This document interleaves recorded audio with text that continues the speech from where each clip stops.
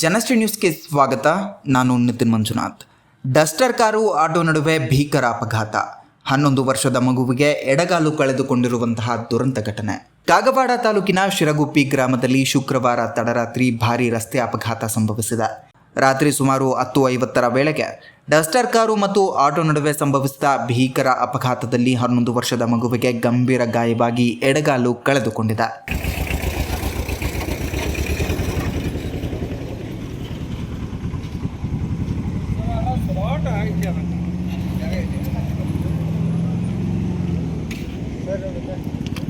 ಒಂದಿನ ಸರಿಯಪ್ಪ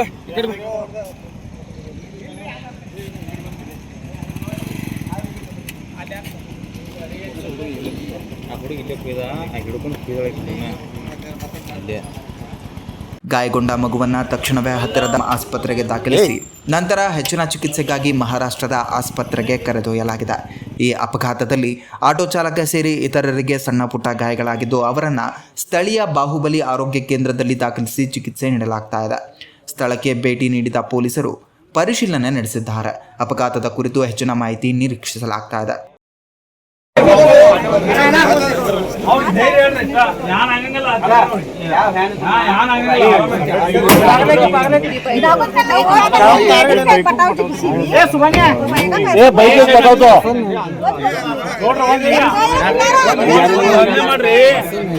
ಹೆಣ್ಮಕ್ಳು ನಾವು ಒಂದು ಗಾಡಿ ಮಾಡ್ರಿ ಅಲ್ಲಿ ಹುಡುಗಂದಂತೆ ಹೋಗ್ಬೇಕಂದ್ರೆ ಹುಡುಗನ ಜರ ಪ್ರಾಬ್ಲಮ್ ಐತಿ ಕಾಲಿ.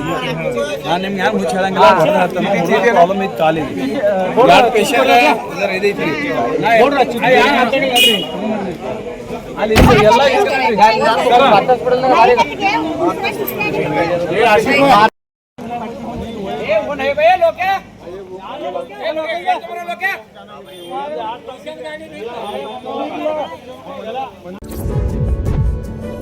ಇದೇ ರೀತಿಯ ನಿರಂತರ ಅಪ್ಡೇಟ್ಗಳಿಗಾಗಿ ನೋಡ್ತಾ ಇರಿ ಜನಶ್ರೀ ನ್ಯೂಸ್.